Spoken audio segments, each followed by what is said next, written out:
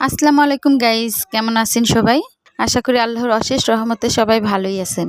অনেক দিন পর আজকে হঠাৎ করে পোলাও খেতে মন চাইলো, কিন্তু হাতে একদম সময় নেই। তবুও কি আর মনকে মানানো যায়? তাই তাড়াতাড়ি করে চুলায় হাঁড়ি বসিয়ে চালগুলো ভেজে নিচ্ছি। চালগুলো ভাজার সময় কি সুন্দর একটা গন্ধ বের হচ্ছিল।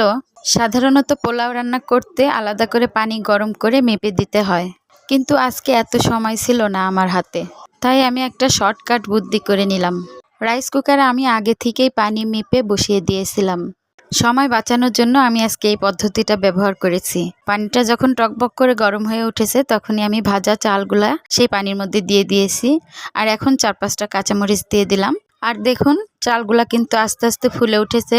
আমি তো ভেবেছিলাম চালগুলা হয়তো নষ্টই হয়ে যাবে, কারণ এভাবে তো কখনো করিনি। আগে তো রান্না করেছি চাউলের মধ্যে পানি দিয়েছি, আর এবার কি করলাম, পানির মধ্যেই চাউল দিলাম। পুরাটাই উল্টা কাজ করেছি। তবু আল্লাহর রহমতে ভালোই হয়েছে, খারাপ হয়নি, ঝরঝরেই হয়েছে। আমার রান্না কমপ্লিট। উপরে ছড়িয়ে দিচ্ছি মসমসে পেঁয়াজ বেরেস্তা।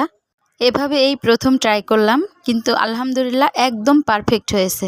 আর আপনাদেরও যদি হাতে সময় কম থাকে কিন্তু পোলাও খেতে ইচ্ছা করেছে, তাহলে এভাবে কিন্তু করতে পারেন।